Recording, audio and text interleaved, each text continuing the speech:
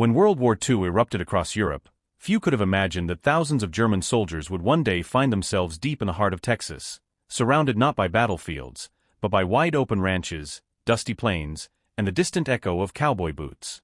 By 1943, the United States was housing over 400,000 German prisoners of war across the country, and more than 50,000 of them were in Texas. The Lone Star State, with its vast land and mild climate, became one of the main destinations for these captured soldiers. Many of these POWs had been part of Rommel's Afrika Korps, captured in North Africa by Allied forces. They were battle-hardened, disciplined men, but when they stepped off the train in Texas, nothing in their military training had prepared them for what they were about to see. Their first days were filled with confusion. They expected punishment, harsh treatment, even torture. Instead, they were met with barbed wire camps surrounded by open fields, and American guards who, surprisingly, treated them with respect.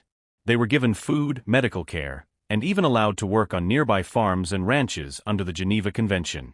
But the most unexpected shock came one sunny afternoon. A group of German POWs from a camp near San Antonio were taken to help set up for what the locals called a rodeo. At first, they didn't understand the word. Their English was poor, and to them, any gathering involving uniforms, ropes, and animals looked suspiciously like a kind of military exercise. As the prisoners worked under supervision, they watched cowboys arrive, wearing wide-brimmed hats, shiny boots, and belts with huge buckles. They saw horses kicking up dust, bulls snorting in pens, and loudspeakers being tested for music. The POWs whispered among themselves. "Are these American cavalry drills?" one asked.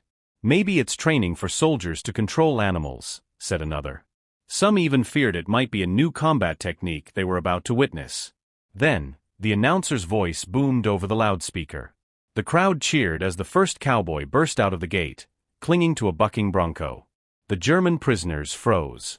They watched in disbelief as men were thrown to the ground, only to get up laughing and tipping their hats. The bulls roared, the horses kicked, and the cowboys smiled through it all.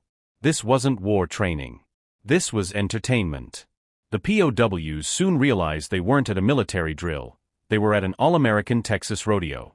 At first, they laughed nervously. But then, they began to cheer with the crowd. They admired the bravery of the riders, the skill of the ropers, and the raw power of the animals.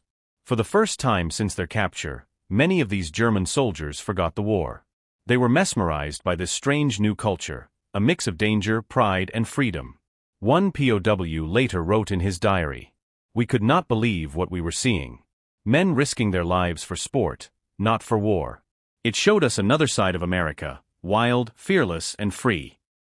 Some American guards even explained the rules of the events: bronc riding, bull riding, calf roping, and barrel racing. The Germans were fascinated. They compared the courage of the cowboys to that of soldiers, but they noticed something different. This courage came from joy, not hatred. Over time, the rodeo became a symbol for many POWs, of what made America different. It wasn't just power, it was spirit. In the following months, many POW camps organized their own small rodeo-style competitions. German prisoners who worked on ranches learned to ride horses, handle cattle, and use lassos. They began to respect the cowboy way of life. Some even started wearing makeshift cowboy hats and boots made from scraps. Local Texans were equally surprised. They found that many of these young German men weren't the fanatical enemies they'd imagined. They were just ordinary soldiers, far from home. A few POWs even formed friendships with ranch owners and local families. Some learned English, shared stories, and even played country music on handmade guitars. By the time the war ended in 1945, many German POWs had grown fond of Texas. When they were finally sent back to Germany, they carried vivid memories of a place that had shown them unexpected humanity. One former POW, years later, said in an interview, "The first time I saw a rodeo, I thought it was military madness. But by the end, I understood, it was the American spirit in motion." For many of them, that rodeo was the moment they realized that their enemy was not what they had been told. The U.S. wasn't just a powerful nation, it was a land of freedom, laughter, and wild courage.